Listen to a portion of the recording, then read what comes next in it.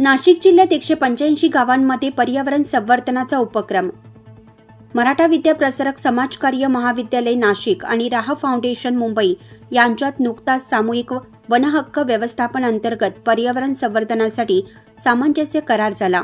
या उपक्रमाअंतर्गत नाशिक जिल्ह्यातील 11 तालुक्यातील 185 गावांमध्ये ग्रामस्थांच्या माध्यमातून पर्यावरण विकास आराखडा तयार केला जाणार आहे।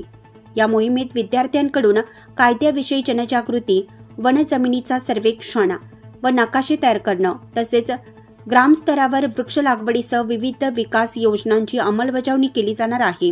राहा फाउंडेशनने याआधी मुंबईच्या टेकड्यांवर 2.5 कोटी झाडांची लागवड केली असून आता नाशिक जिल्ह्यातील 800 गावांपर्यंत हा उपक्रम वाढवण्याचा मानस आहे, अशी माहिती मराठा विद्या प्रसारकचे सरचिटणीस ॲडव्होकेट नितीन ठाकरे यांनी दिली आहे।